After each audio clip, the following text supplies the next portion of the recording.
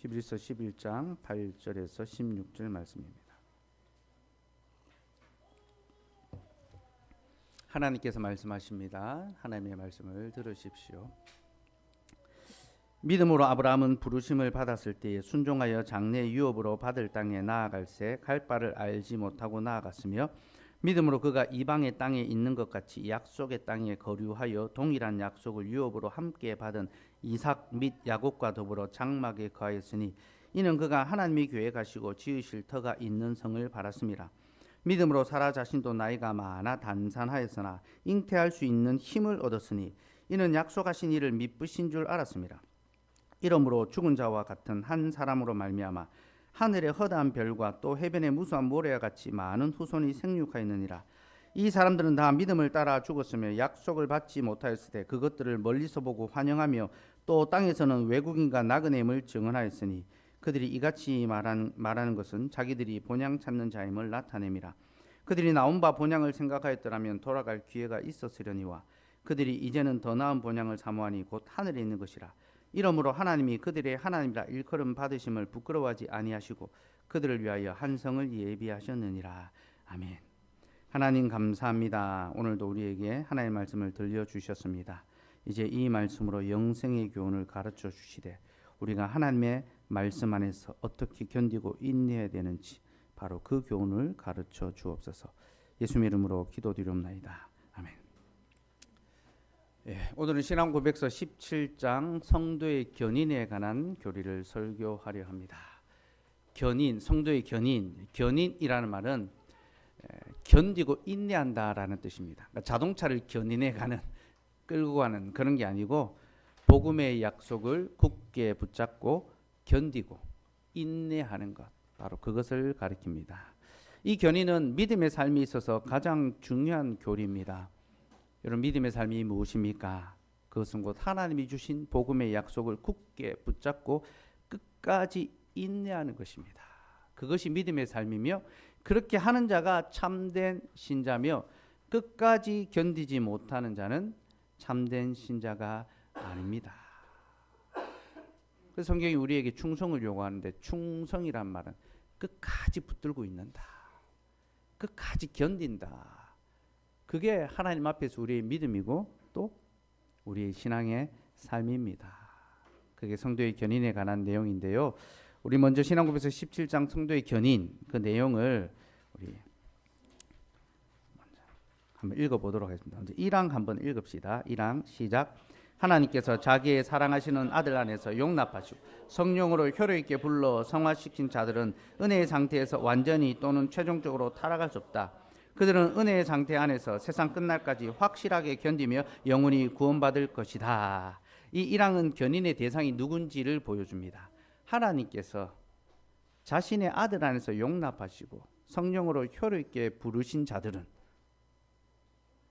그 믿음을 반드시 끝까지 지킨다. 그 은혜의 상태에서 완전히 또는 최종적으로 타락할 수 없다. 그러니까 신자는, 참된 신자는 부분적으로 타락할 수 있고 일시적으로 타락할 수 있지만 완전하게 최종적으로 타락할 수는 없다는 거죠. 그들은 하나님의 은혜 안에서 믿음의 약속을 붙들고 지키고 견딘다. 그래서 영원히 하나님 앞에 그 구원의 날까지 견디어낸다. 그게 견인. 견인의 대상이 참된 신자라는 거죠. 그래서 기다리는 자, 끝까지 견디는 자가 참된 신자고 믿음 있는 것처럼 보였지만 끝까지 참지 못하고 떠나는 자들은 참된 신자가 아니라는 겁니다. 그 믿음은 끝에 드러나게 돼 있죠. 끝까지 견디는 자가 참된 신자입니다. 2항 한번 읽읍시다. 2항 시작. 성도의 견인은 그들의 자유의지에 의존하지 않고 자유롭고 변하지 않는 사랑에서 흘러나오는 성부 하나님의 선택의 작정의 불변성과 예수 그리스도의 공로와 중보 기도의 효력과 성령의 내주하심과 그들 안에 거하는 하나님의 시와 은혜 언약의 본질에 의존한다. 이 모든 것에서 견인의 확실함과 무호성이 발생한다. 이 항은 견인의 효력 혹은 방법이라고 할 수 있습니다. 우리가 어떻게 믿음을 지킬 수 있는가? 끝까지 견딜 수 있는가? 우리의 힘과 능력이 아니라 삼위 하나님의 역사하심, 은혜로 말미암았다. 하나님의 그 택하심, 예수 그리스도의 그 중보, 공로, 그리고 성령의 그 내주하심으로 말미암아 우리가 끝까지 견딜 수 있다라는 거죠. 사망, 우리 읽어봅시다. 사망 시작. 그럼에도 불구하고 성도들은 세상의 유혹과 그들 안에 남아있는 부패성의 우세와 자신들을 보존하게 견인하게 하는 방편들을 소홀히 함으로 심각한 죄에 빠질 수 있고 얼마 동안 그 죄에 머물기도 한다. 그리하여 하나님을 노엽게 하며 성령을 탄식하게 하며 그들이 받는 은혜와 위로의 일부를 상실하고 그들의 마음이 완악해지며 자기의 양심이 상처를 입고 다른 사람들을 해치고 넘어지게 하며 일시적인 심판을 자초한다. 견인의 권면, 경고라고 할 수 있습니다.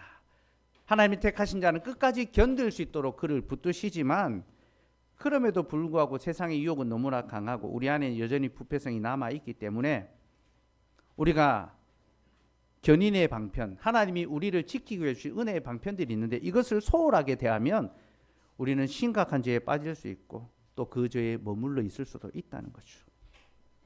그러니까 신자가 죄악 가운데 빠져 있을 때가 있을 수 있다는 겁니다. 견인의 방편들을 부지런하게 잘 사용해야 되는데 그렇지 않으면 그럼 하나님을 노엽게 하고 성령을 탄식하게 하고 또 우리가 받은 은혜와 위로의 일부를 상실해 버리죠. 말씀의 은혜를 전에는 받았는데 이제는 말씀을 들어도 아무 은혜가 안 됩니다. 하나님의 그 약속이 위로가 되었는데 위로가 안 되는 거예요. 그런 삶을 살아갈 수 있습니다. 마음은 점점 더 강팍하고 완악해지고 그런 가운데 자기 양심은 또 상처를 받습니다. 자기에 대해서 죄책감을 갖게 되죠. 그럼 다른 사람들을 해칩니다. 실족하게 만드는 거죠. 다른 사람들에게 상처를 주고 일시적인 심판, 하나님의 징계를 받는 거죠. 교회를 통하여 치리받게 하시고 권징받게 하시고 징계받게 하시는 겁니다. 이게 견인의 권면입니다.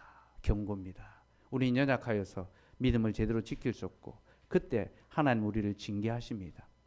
교회를 통해 우리를 징계하실 때 우리가 그 징계를 잘 받아들이면 다시 은혜의 자녀로 은혜의 삶을 살아갈 수 있게 되는 거죠. 그렇게 견인에 대한 경고로서 이 교리가 마칩니다. 그래서 견인의 교리를 믿는 것이 우리의 믿음을 느슨하게 만들고 나태하게 만들고 무책임하게 만들지 않고 더욱 우리로 하나님을 향하여 열심히 있는 믿음의 삶을 살게 만든다. 그렇게 이제 가르치고 있습니다. 자, 이게 신앙 고백서가 말하는 이제 성도의 견인에 관한 내용인데요. 오늘 히브리서 말씀으로 이제 이 내용을 한번 살펴보려 합니다. 오늘 설교 대지는 첫째, 그리스도가 견인합니다. 둘째, 하나님의 약속이 견인합니다. 셋째, 교회가 견인합니다. 세 가지 주제를 한번 살펴보려 합니다. 첫째, 그리스도가 견인합니다. 우리가 오늘 읽은 히브리서 11장은요 믿음장으로 불리는데요. 저는 이 히브리서 11장을 믿음의 명예의 전당이다라고 부르고 싶습니다. 여러분 명예의 전당 아시죠? 큰 공로 기여를 한 사람들을 이제 명예의 전당에 이제 등록하잖아요. 이름을 다 입회를 시키잖아요, 그죠? 그래서 그게 영광이기도 하고 뭐 야구 선수들 뭐 같은 경우 명예의 전당 들어가면 그게 이제 영광이 됩니다. 영구 결번되고. 근데 히브리서 11장은 믿음의 명예의 전당이라고 할 수 있습니다. 아벨로부터 시작해서 구약에 나오는 믿음의 용사들이 한 명씩 소개됩니다. 호명이 되는 거죠. 명예의 전당 입회하는 그 어떤 입회식처럼 한 명 한 명 그 이름을 쫙 호명하고 그들의 삶의 양력을 소개합니다. 근데 그렇게 믿음의 인물들을 다 소개하고 난 다음에 그 마지막 결론이 무엇인지 압니까? 히브리서 12장 1절에서 2절 말씀 한번 볼까요? 히브리서 12장 1절에서 2절 읽읍시다. 시작.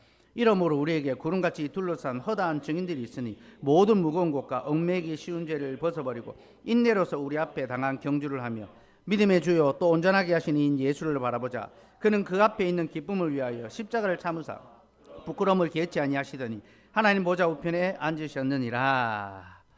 믿음의 증인들, 믿음의 용사들을 한 명 한 명 다 소개하고 난 다음에 히브리서 기자는요 우리에게 그들을 주목하게 하는 것이 아니라 믿음의 주요 온전하게 하시는 예수를 주목하자, 바라보자라고 합니다.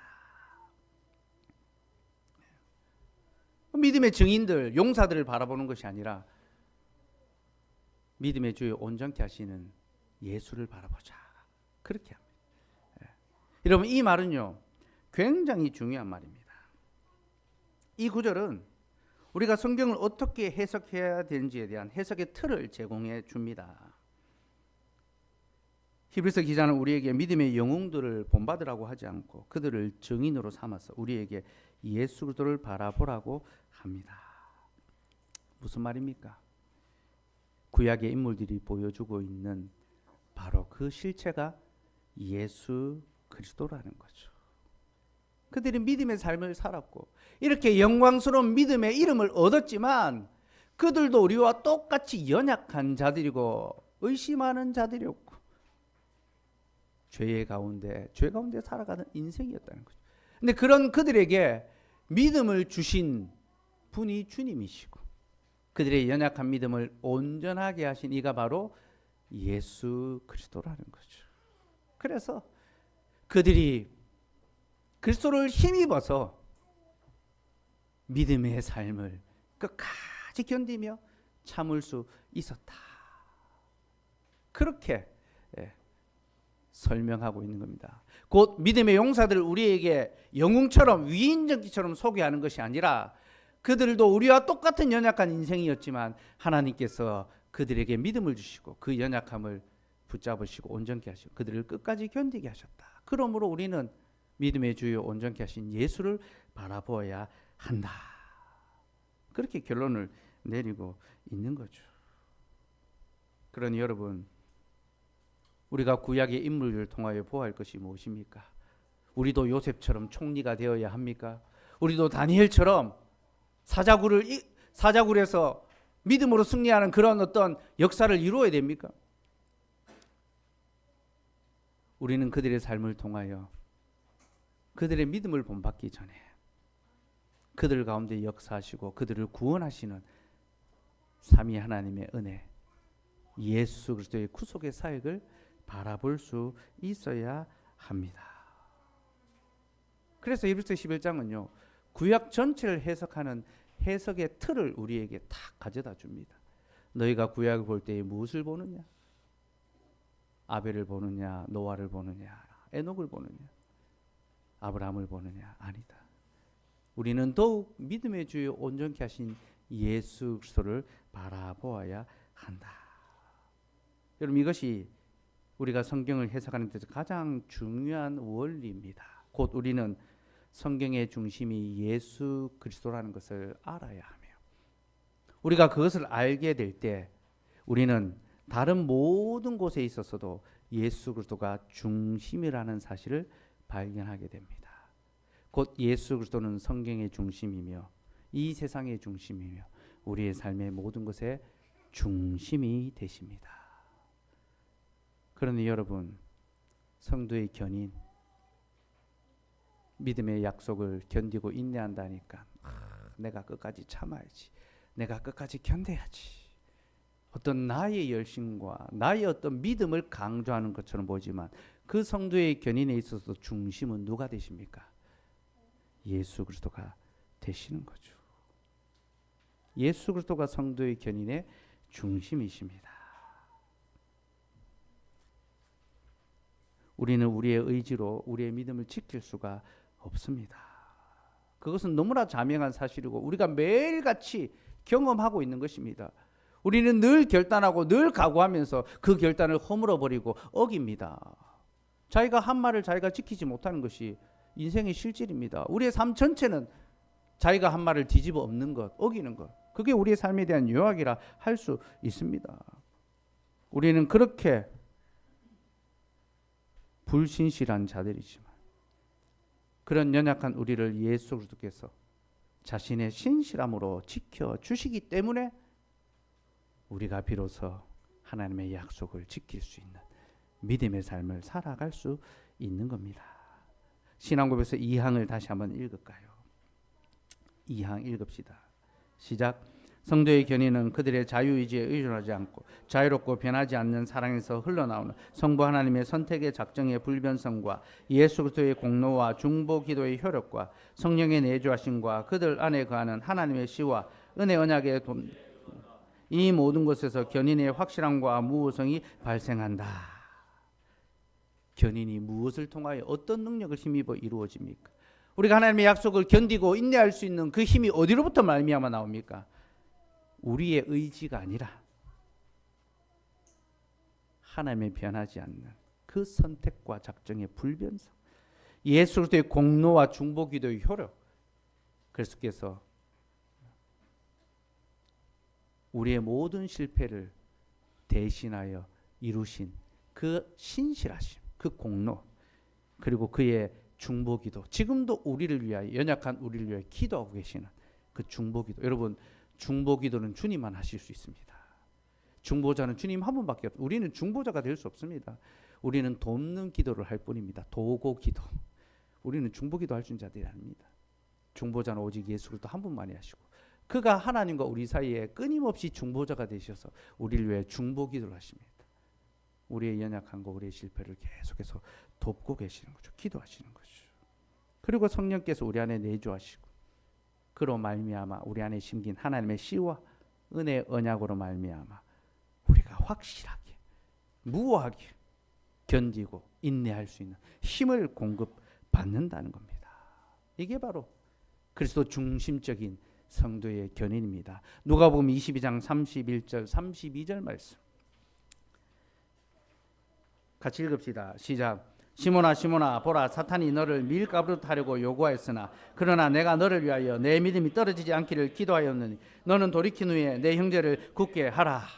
예수님께서 잡히시기 전날 밤에 너희가 모두 나를 버릴 것이다 하니까 베드로가 뭐라 했습니까? 주님, 모두가 다 주를 버려도 저는 주님을 버리지 않겠습니다.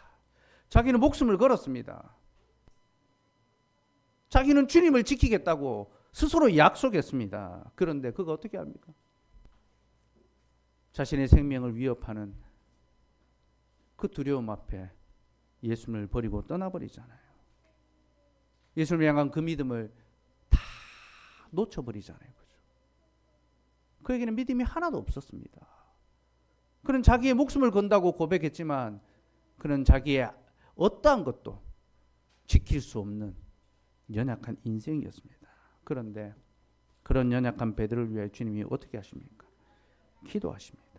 내가 너를 위하여 내 믿음이 떨어지지 않기를 기도했으니. 여러분, 우리가 믿음을 갖고 있는 것, 이렇게 믿음대로 살아가기를 소망하며 하나님을 예배하며 성도의 교제를 나누며 교회를 위하여 수고하고 선행을 베풀기 힘쓰는 삶을 살아갈 수 있는 것, 여러분, 우리의 믿음이 잘나서 대단해서 그런 것이 아닙니다.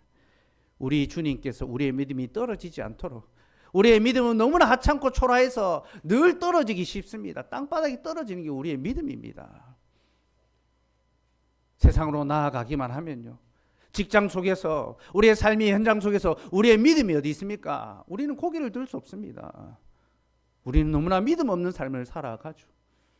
그러나 그렇게 믿음 없는 우리, 그런 우리를 위해 주께서 한 주간 동안 기도하십니다. 내가 내 믿음이 떨어지지 않기를 기도하였노니. 그 주님의 기도 덕분에 우리가 이렇게 주일에 다른 곳에 가지 아니하고 하나님의 말씀을 듣고 하나님을 예배하기 위하여, 하나님을 의존하기 위하여 이 예배의 자리로 나올 수 있는 거죠. 그러니 여러분, 예배의 자리에 나올 때마다 예수님의 중보기도를 기억하십시오. 주께서 또 내 믿음이 떨어지지 않도록 나를 위하여 기도하셨구나. 그렇게 우리의 믿음을 지키신 주님은 이제 너는 돌이킨 후에 내 형제를 굳게 하라 라고 말씀하십니다. 내가 너의 믿음을 지킬 수 있도록 기도했으니 이제 너는 너의 믿음을 지켜라. 그리고 내 형제들의 믿음도 함께 지켜라 요청하는 겁니다. 사랑하는 여러분, 주께서 연약한 우리의 믿음을 붙잡아 주셨습니다. 그래서 우리가 이만큼이라도 믿음을 지킬 수 있게 되었고, 이제 우리는 주님이 주신 그 믿음을 굳게 붙잡아 지켜야 하며, 우리만 지키는 것이 아니라 우리와 함께한 이들, 믿음의 지체들, 그들을 서로 돌아봄으로 그들의 믿음이 떨어지지 않도록 지키고 돌보아야 합니다. 여러분, 우리가 구제한 이유가 무엇 때문에 했습니까? 그 형제가 가난해서 도와주는 것이 아닙니다. 그 형제가 그 가난 때문에 하나님의 향한 믿음이 떨어질까 하여 그를 도와주는 거죠. 예배 생활을 하도록 도와주는 거예요.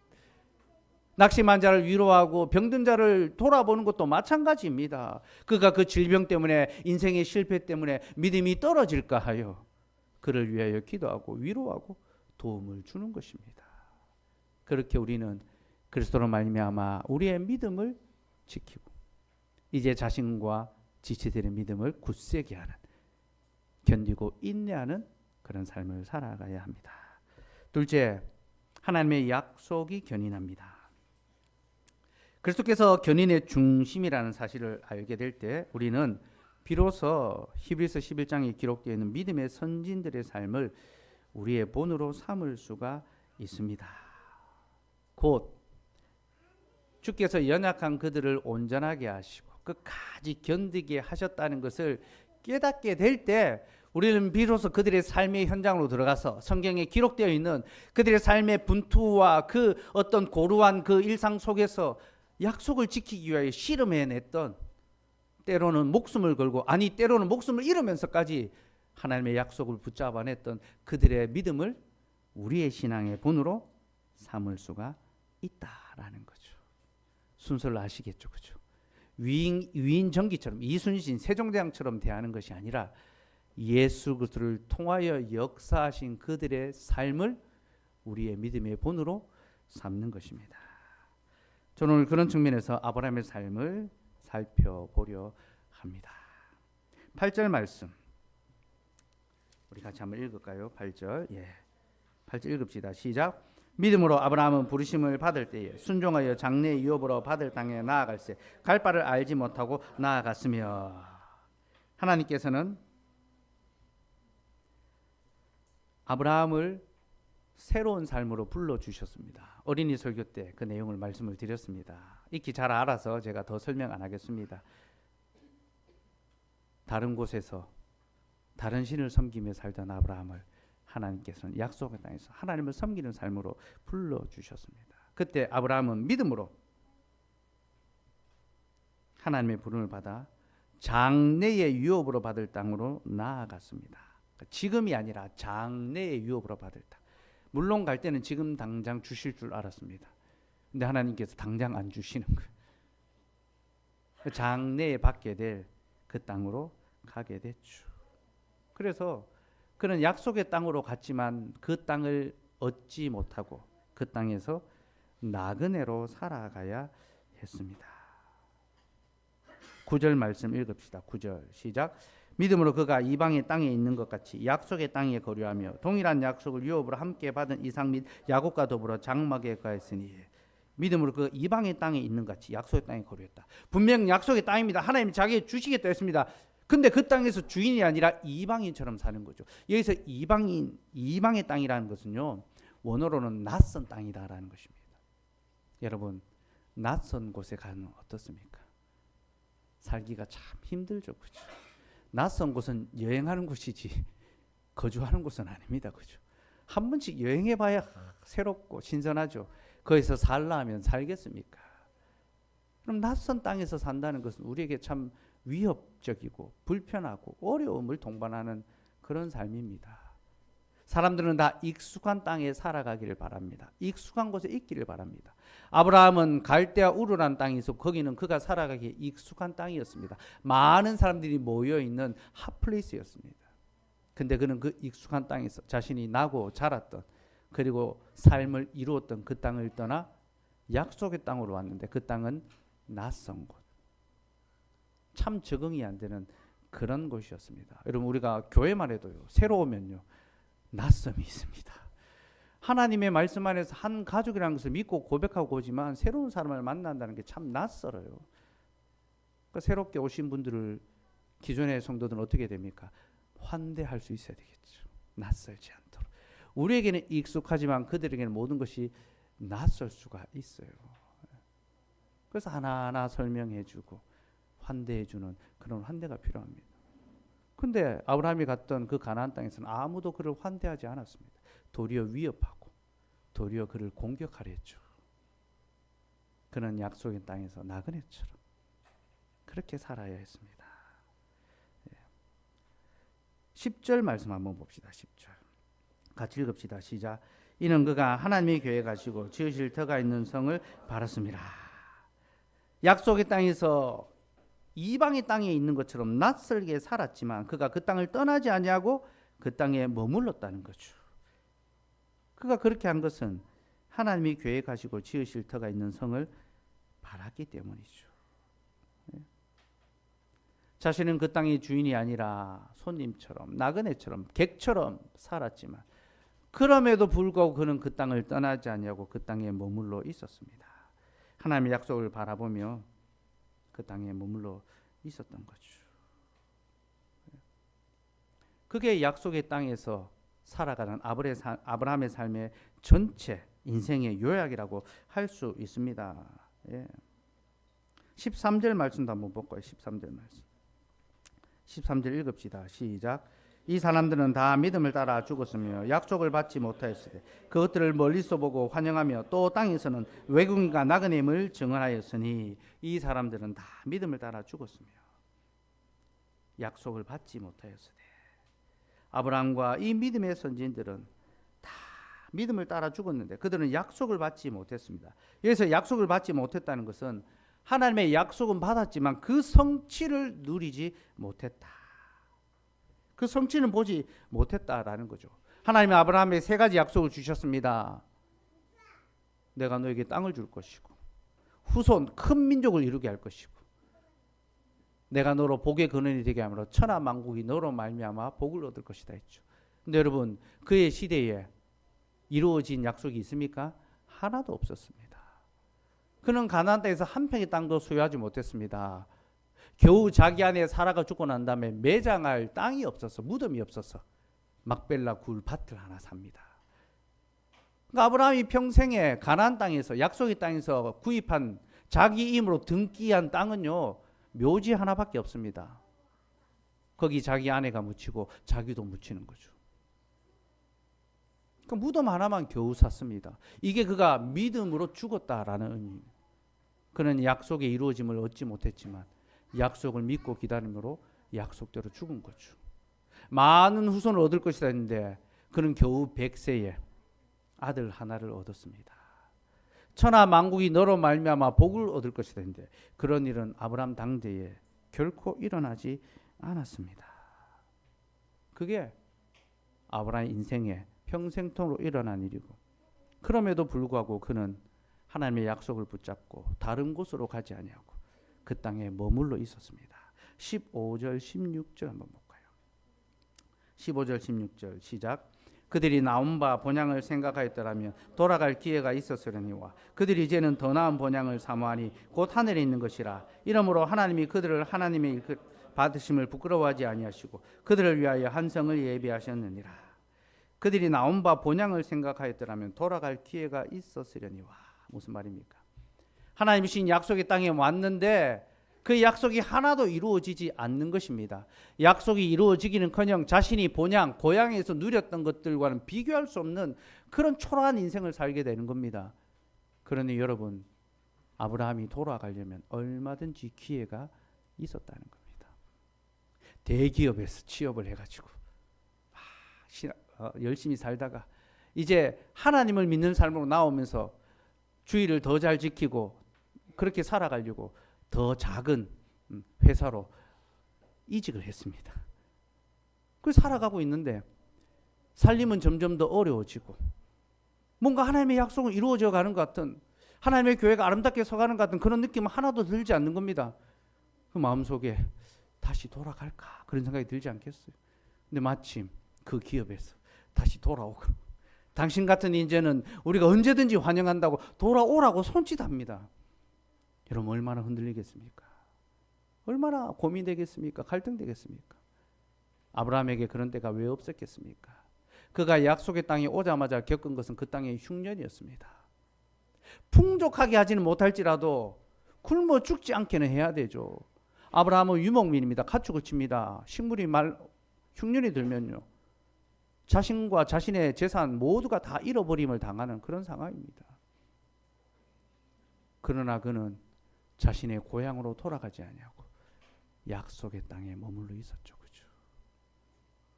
그는 믿음을 따라 죽었습니다, 여러분. 그 약속을 손에 잡지는 못했지만 멀리서 희미하게 바라보고 그것을 소망하며 믿음으로 살았던 것입니다. 그게 아브라함의 견디고 인내하는 삶이었습니다. 그럼 여러분, 아브라함이 어떻게 이렇게 끝까지 견디고 더 많은 유혹과 더 잘 살 수 있는 기회들이 곳곳에 있었지만 떠나지 아니하고 그곳에 머물 수 있었을까요? 그 비결이 무엇일까요?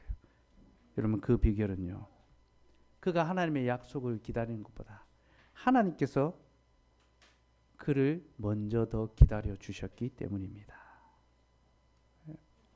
여러분, 우리가 아브라함의 삶 전체를 통하여 발견하는 것은요, 그의 믿음의 신실함보다 하나님의 신실함이 먼저 발견하게 됩니다.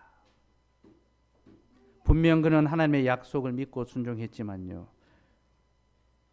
그가 그렇게 약속을 믿을 수 있을 때까지 하나님께서 기다리시고 그를 인내함으로 견뎌주신 겁니다. 여러분, 아브라함이 하나님의 약속을 믿고 그 땅에 왔지만 약속이 더디 이루어지자 어떻게 합니까? 그는 기다리지 못하고 스스로 그 약속을 해결하려 합니다. 조급하게 생각합니다. 가장 대표적인 사건이 무엇입니까? 이스마엘을 낳은 거죠. 그는 후손을 주시겠다는 약속이 이루어지지 않자 자신의 힘으로, 자기의 열심으로 그 약속을 이루려 했습니다. 그래서 사라의 몸종인 하갈을 통하여 이스마엘을 낳았죠. 여러분, 이스마엘이 우리에게 보여주는 것이 무엇입니까? 하나님의 약속을 자신의 힘으로 이루려고 하는 자기의 열심입니다. 이렇게 비유할 수도 있습니다. 하나님의 교회를 세우기를 소망하는데 하나님의 방법대로 세우기를 기다리는 것이 아니라 자기 열심과 자기의 능력으로, 목사가 잘하면, 신자들이 잘하면 교회가 잘 서가는 것처럼, 빨리 어떤 성취를 이루려고 하는 것처럼, 바로 그 증거가 이스마엘입니다. 그는 하나님의 약속을 믿었지만 그 약속이 이루어질 때까지 기다리지는 못했습니다. 그래서 자기의 방법으로 그 약속을 성취하려고 조급한 마음, 열심을 내었습니다. 그런데 여러분, 그때 하나님께서 그를 어떻게 대하실까요? 창세기 17장 1절에서 5절 말씀 봅시다. 창세기 17장 1절에서 5절 말씀 같이 읽겠습니다. 시작. 아브라함이 99세 때 여호와께서 아브라함에게 나타나 그에게 이르시되 나는 전능한 하나님, 너는 내 앞에서 행하여 완전하라. 내가 내 언약을 나와 너 사이에 두고 너를 크게 번성하게 하리라 하시니 아브라함이 엎드렸더니 하나님이 또 그에게 말씀하여 이르시되 보라, 내 언약이 너와 함께 있으니 너는 여러 민족의 아버지가 될 것이라. 이제 후로는 내 이름을 아브라함이라 하지 아니하고 아브라함이라 하리니 이는 내가 너를 여러 민족의 아버지가 되게 함이니라. 이 말씀은 아브라함이 이스마엘을 낳은 후에 하나님께서 그에게 하신 말씀입니다.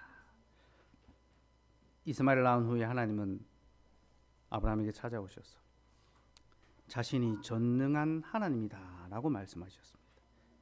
나는 전능한 하나님이라. 여기서 전능하다라는 말은요, 약속과 관련된 말입니다. 곧 하나님께서는 자신의 약속한 것을 반드시 이루시고 그것을 이룸에 있어서 능치 못함이 없는 전능하신 분이다. 여러분, 하나님의 전능하심은요, 언제나 하나님의 약속과 관련이 있습니다. 곧 아브라함이 하나님의 약속을 신실하게 믿지 못하고 기다리지 못할 때 하나님은 그에게 찾아오셔서 나는 전능한 하나님이다. 네가 나를 믿지 못하느냐? 나는 내가 준 그 약속을 반드시 이루고 그것을 이루는 데에 능치 못함이 없는 전능한 자다.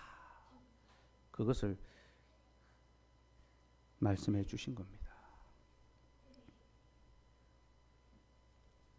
여러분, 아브라함은 하나님을 믿었지만 그를 전능하신 분, 곧 자신의 약속을 이루시는 분으로 믿지는 못했습니다. 그게 아브라함의 믿음의 연약함이었고, 하나님께서는 그에게 나는 전능한 자다, 내가 너와 맺은 언약은 내가 스스로 지킨다, 그렇게 말씀해 주신 겁니다.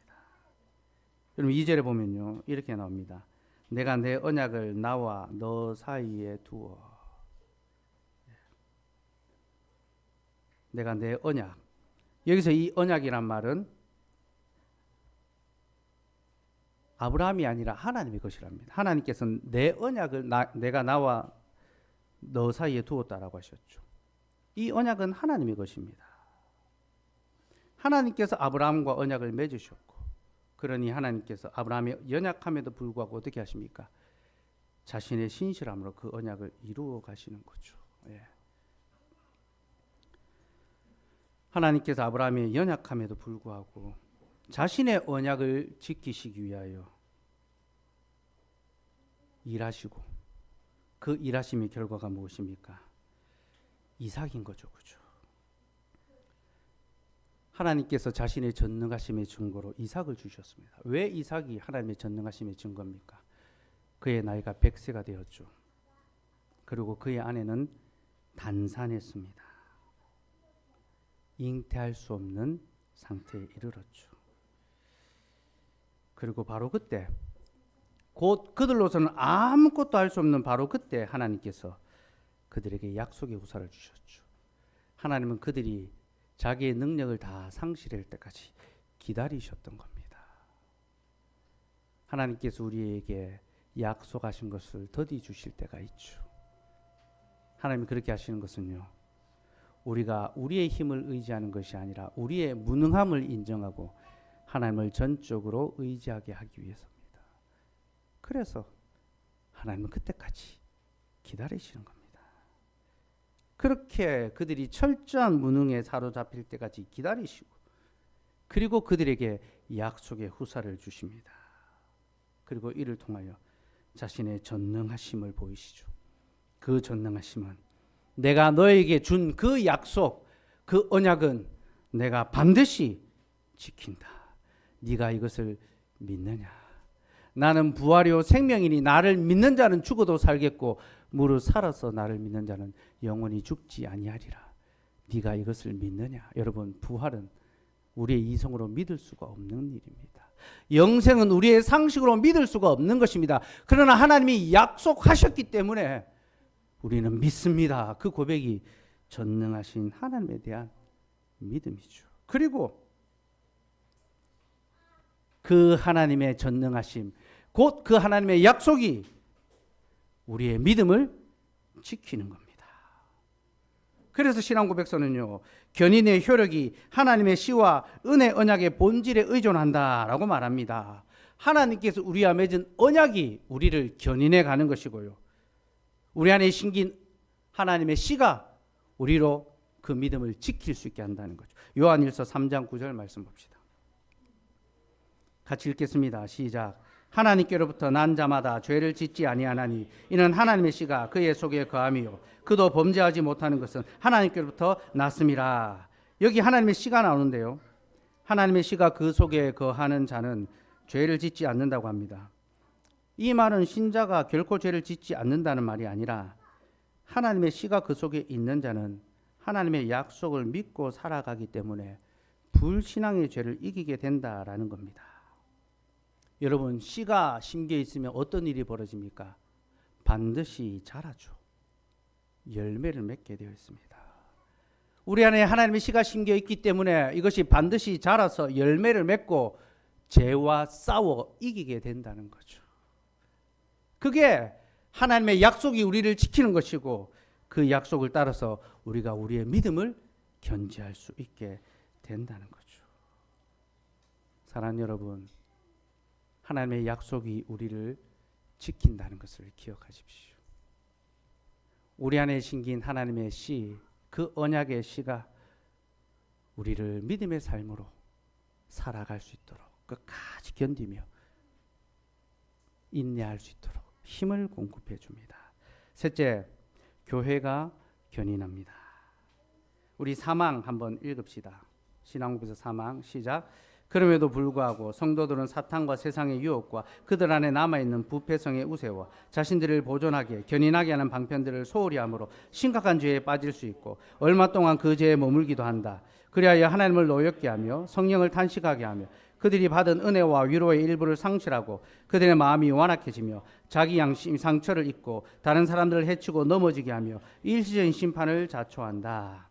하나님의 약속이 우리를 지키지만 그럼에도 견인의 방편들을 소홀히 할 때 우리가 심각한 죄에 빠질 수 있고 하나님의 분노와 일시적인 심판을 자초할 수 있다는 거죠. 그러나 여러분, 우리는 견인의 방편을 열심히 사용하여 자신을 죄와 더러움으로부터 지켜야 합니다. 그러면 견인의 방편이 무엇일까요? 우리를 견디고 인내하게 하는 견인의 방편은 바로 은혜의 방편입니다. 여러분, 하나님께서 우리에게 주신 은혜의 방편이 있죠. 말씀과 성례와 기도입니다. 하나님께서는 이 세 가지를 우리에게 은혜의 방편으로 주셨고 이것을 통하여 우리의 믿음을 지키게 하십니다. 그러니 우리는 부지런하게 이 방편들을 사용해야 됩니다. 부지런히 말씀을 보고 듣고 읽어야 하며 부지런히 성례에 참여해야 하며 또한 부지런히 기도하기를 계속 힘써야 합니다. 근데 여러분, 이 은혜의 방편들은요, 개인에게 주신 것이 아니라 교회에 주신 것이라는 걸 알아야 합니다. 하나님께서는 자신의 교회에 말씀과 성례와 기도를 주셨고 이것을 통하여 교회가 신자들의 믿음을 잘 지키고 보존할 수 있도록 그렇게 지도하게 하십니다. 그래서 교회가 우리의 믿음을 견디고 인내하게 만듭니다. 다시 본문 9절 말씀 우리 한번 읽을까요? 히브리서 11장 9절 말씀. 다시 돌아가서 11장 9절 말씀 같이 읽읍시다. 시작. 믿음으로 그가 이방의 땅에 있는 것 같이 약속의 땅에 거류하여 동일한 약속을 유업으로 야곱과 더불어 장막에 거하였으니 아브라함이 약속의 땅에 거류할 때에 동일한 약속을 유업으로 함께 받은 이삭 및 야곱과 더불어 장막에 거하였다고 합니다. 여기서 장막이라는 단어가 스케노인데요. 이 단어는 요한복음 1장 14절에서 예수님이 우리 가운데 육신으로 거하심에 할 때 그 거하심에라는 뜻입니다. 곧 예수님이 우리에게 장막을 치셨다라는 거죠. 네. 예수님의 몸이 육신이 곧 우리 가운데 장막으로 임하였다라는 것인데요. 성경에서 예수님의 몸을 다르게 표현하기도 합니다. 뭐라고 합니까? 교회라고 하죠. 교회는 그리스도의 몸이죠. 그래서 이 장막에 거했다라는 말은 교회에 거했다라는 말로 이해할 수 있습니다. 창세기의 문맥에서도 마찬가지입니다. 여러분, 족장들의 장막은요, 단순한 장막, 천막이 아닙니다. 이 장막은 하나님과의 만남이 있는 예배의 장소고 교회입니다. 특별히 동일한 약속을 유업으로 함께 받은 이라고 말하는데 이 말은 하나님의 기업을 함께 상속받은 자들을 가리킵니다. 이들은 곧 성도입니다. 곧 아브라함이 지금 누구와 함께 있습니까? 이삭과 야곱, 자기 아들, 자기 손자와 같이 있구나. 그렇게 이해하시면 안 됩니다. 아브라함이 함께 부름받은 하나님의 교회의 성도들과 함께 있었고 그 성도들과 함께 교회를 이루며 하나님을 예배하고 부지런히 은혜의 방편들을 사용한 거죠. 그리고 그로 말미암아 자신의 믿음을 굳게 지킬 수 있었던 것입니다. 사랑하는 여러분, 우리는 연약하여 자신의 믿음을 스스로 지킬 수 없습니다. 그래서 하나님께서 우리를 교회로 부르신 겁니다. 왜 그렇습니까? 연약한 우리를 지키고 돌아보며 서로 보존할 수 있게 하기 위해서입니다.